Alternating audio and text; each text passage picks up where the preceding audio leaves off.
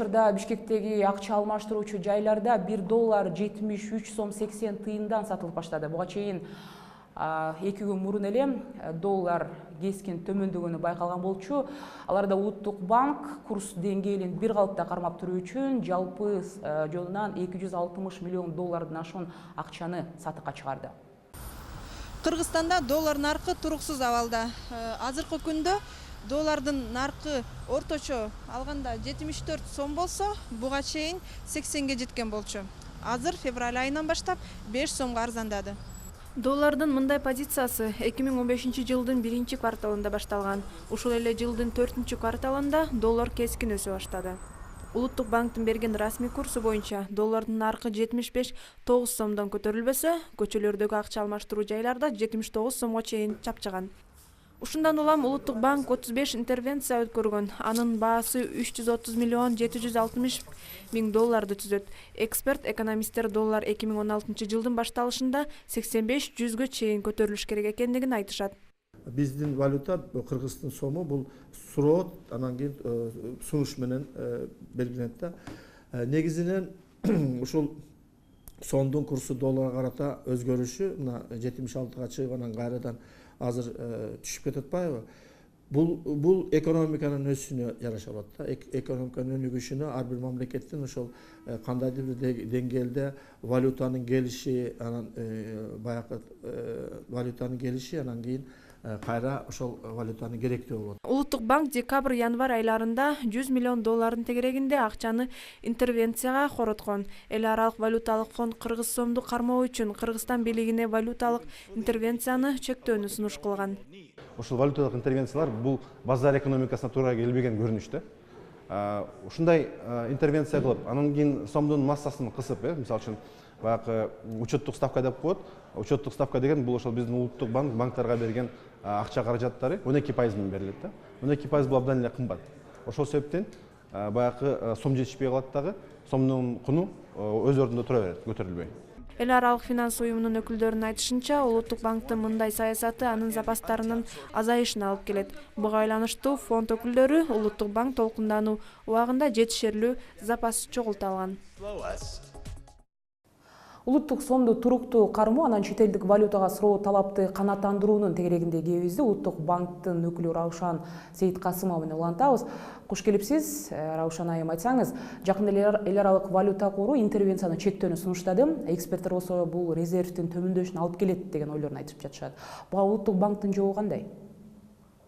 Эми Кыргызстан болсо эл аралык фонду менен 25 жылдан бери иштеп келатат. Анан биз ошол эл аралык фондунун мүчөсү болобуз да.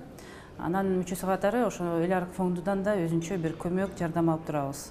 Анан кийин мисалы эл аралык фонд өзүнүн программалары бар. Биз ошол программалардын артында иштейбиз. Анан кийин эл аралык фонд миссиясы бир жылда 2 жолу келип турат. Ошол миссия келгенде ар кандай экономикалык маселелерди карап, ошондой өзүнчө рекомендациялары бар. Анан азыркы берип аткан рекомендация бул стандартный формулировка болуп атат. Анткени болсо эл аралык фонд дүйнөдө кредитор деп эсептелсе болот. Анан ошол жанагындай эл аралык камдар болсо экономдуу колдонуш керек деген стандартный формулировкасы бар да. Бирок бул жерде биздин эч ким саясатыбызга киришкен деп айтсак болбойт да. Өзүңүз билесиз, учурда мамлекеттик насыялардын берилүүсү туурасында кеп болуп атат. Анан серепчилер болсо мындан кийин долларга болгон курс дагы кайрадан көтөрүлүп баштайт дешүүдө да. Ушундай болушу мүмкүнбү? Биздин Кыргызстанда болсо курсубуз режими, валютанын курсу өзгөрмөлүү. Ошол себептен курсубуз өзгөрүп турат. Бир эсе төмөндөсө, бир эсе жогорулайт. Бул көбүнчө жана суроо талап менен, сунуш менен байланыштуу. Анан азыркы учурда болсо өкмөт менен Улуттук банк ошондой дедоларизация аркылуу программасын жүргүзүп атат. Ошонун бир маселеси болсо бул жанагы валютада алынган ипотекаларды сомго которуу. Бирок бул программа 30 күндө бүтүш керек.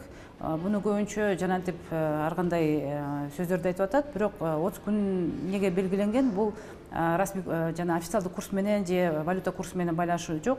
Бул жерде адамдарга жардам бериш керек. Анан азыркы учурда мисалы ошол эле адамдар өзүнүн жанагы кредиттерин төгөп атпайбы? Анан ошого өзүнчө пайыз жүрүп атат. ошол тезирээк жардамды тезирээк алыш үчүн ошондой 30 күн деп белгиленген да.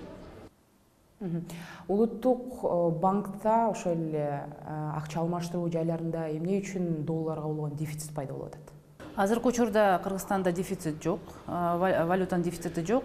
Мисалы бүткүл банктык системаны алсак, азыркы учурда 423 миллиондой банктык системада чет элдик валюталар бар.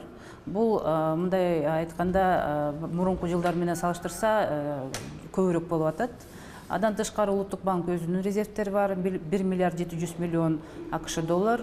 Бул деле жакшы көрсөткүч. Азыркы учурда 4 айдан импортты басканга жетиштүү да. Анан кийин азыркы учурда дефицит жок. Бирок албетте анда-санда сиздер болсо кичинекей обменный пунктка барып, анан чоң сумманы ала турган болсоңуз, ал сиздин суроо талабыңызды канааттандырбайт деген маселе бар, бирок бул дефицитти билдирбейт. Ошондой убакта сиздер жанагындай коммерциялык банктарга барып, ошол жерден сатып алсаңыз болот. Дагы бир суроо, учурда Улуттук банктын эсептик чени кандай? Эсептик чен Улуттук банктын ай сайын жарыяланат, анан кийин азыркы учурда 10% болуп атат. Рахмат сизге. Жүргүзүлүп жаткан интервенциянын айланасында Улуттук банктын өкүлү Раушан Сейиткасымова менен баарлаштык.